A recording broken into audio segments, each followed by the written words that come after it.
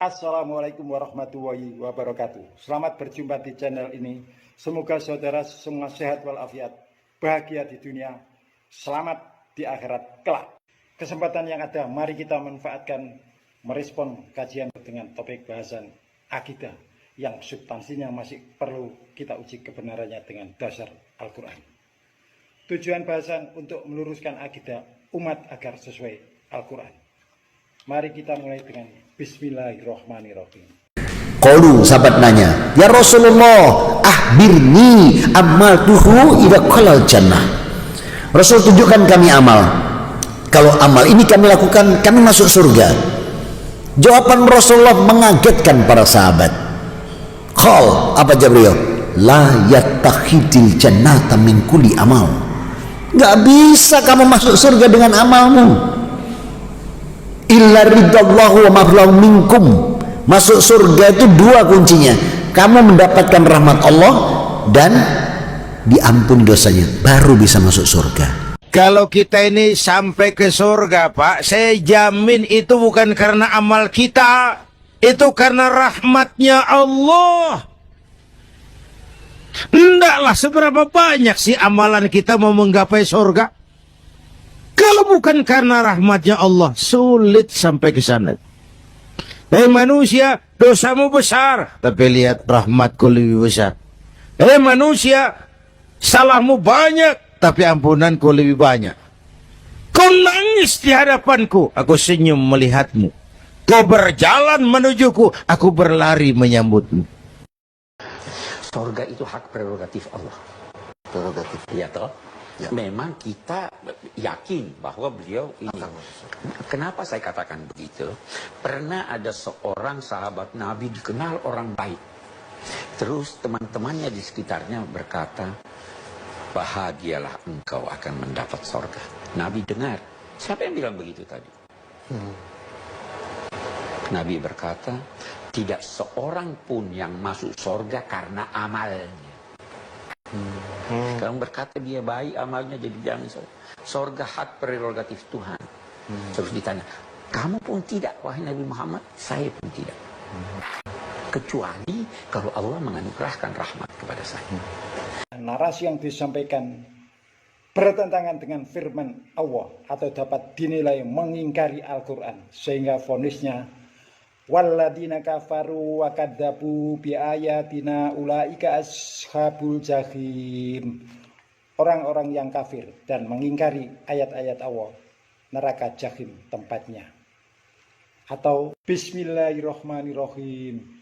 Innalladzina kafaru bi ayatina sawfa nuslihim naron kullama nadijat juluduhum baddalnahum juludan ghayraha liyadukul adabah. Inna Allaha kana azizan hakimah. Sesungguhnya orang-orang yang kafir kepada ayat-ayat kami, kelak akan kami masukkan mereka ke dalam neraka. Setiap kali kulit mereka hangus, kami ganti mereka dengan kulit yang lain, supaya mereka merasakan adab. Sesungguhnya Allah Maha Perkasa dan Maha Bijaksana.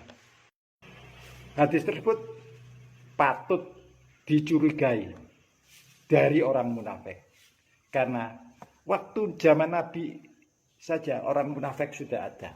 Indikasinya ini, bukti ini. Bismillahirrahmanirrahim. Wa yaquluna ta'atun fa idza barazu min indika bayyita ta'ifatun minhum ghairal ladzi taqulu wa huwa yaktubu ma yubayyituna fa'arid anhum wa tawakkal ala wahi wa kafa billahi wakila. Dan mereka orang-orang munafik mengatakan, kewajiban kami hanyalah taat. Tetapi apabila mereka telah pergi dari sisimu, sebagian dari mereka mengatur siasat di malam hari, mengambil keputusan yang lain dari yang telah mereka katakan tadi. Allah menulis siasat mereka pada malam hari itu, maka berpalinglah kamu kepada mereka dan tawakal kepada Allah. Cukuplah Allah saja menjadi pelindung. Jadi waktu zaman Nabi itu orang munafik sudah ada ini. Jadi ngomongnya itu taat pada Nabi, tapi ya tahu sendiri orang munafik kelakuannya kan seperti itu. Karena orang munafik sekali lagi tidak suka dengan umat Islam akan selamat dunia dan akhirat. Maka dengan berbagai cara memasukkan hadis yang seakan-akan dari Nabi. Untuk itu kita wajib dan harus berhati-hati terhadap hadis yang dinarasikan oleh penceramah. Cek dan dicek, cross check dengan Al-Quran. Bila substansinya atau matanya bertentangan dengan Al-Quran, pasti itu bukan dari Allah dan bukan dari Nabi Muhammad.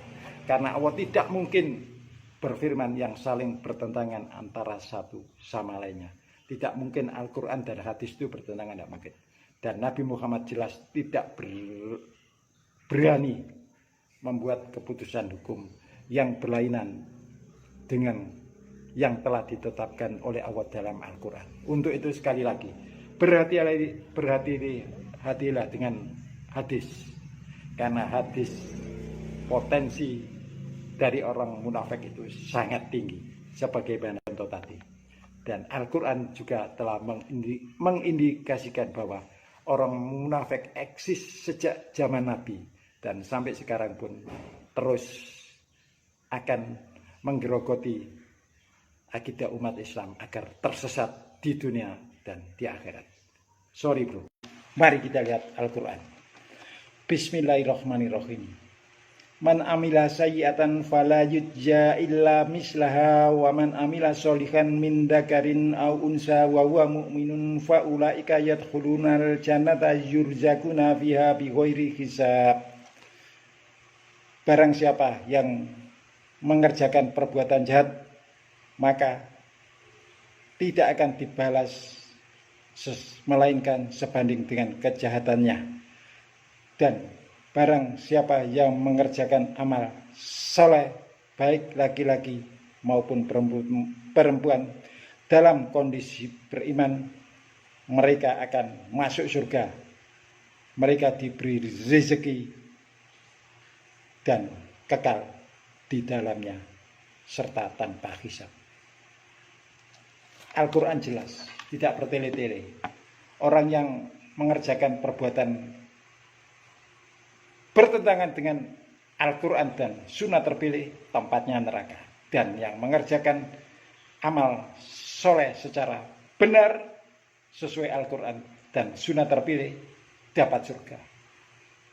Konfirmasi dan verifikasi bagaimana Al-Quran dengan penceramah lain. Surat nomor 4 ayat 124. A'udzu billahi minasy syaithanir rajim. Bismillahirrahmanirrahim. Wa may ya'mal minas solihati min dzakarin aw unsa wa huwa mu'minun faulaika yadkhulunal jannata wala yudlamuna nakira. Barang siapa yang mengerjakan amal-amal soleh, baik ia laki-laki maupun wanita, sedang ia orang yang beriman, maka mereka itu masuk ke dalam surga dan mereka tidak dianiaya sedikit pun. Ini coba kita perhatikan ya. Wa may ya'mal minas solihati min dzakarin aw unsa wa huwa mu'min fa ulaika yadkhulunal jannata wa la yudlamuna nakira. Dan siapa yang melakukan dari kesolehan atau melakukan amal soleh dari laki-laki atau perempuan dan dia beriman, maka itulah yang akan masuk surga. Dan mereka tidak akan didolimi sedikit pun, tidak akan dianiaya sedikit pun. Nah, kan kalau melihat persyaratan ini kan mudah Pak ya, untuk bisa masuk surga itu hanya supaya dia melakukan amal soleh dan beriman, sudah. Cek kebenaran narasi Anda agar tidak tersesat. Demikian, maaf saudara, gaya saya seperti ini bukan apa-apa, tapi memang inilah yang saya mainkan agar kebenaran tersampaikan secara efektif, bukan fiktif. Bila ada yang salah, mohon dimaafkan. Wassalamualaikum warahmatullahi wabarakatuh.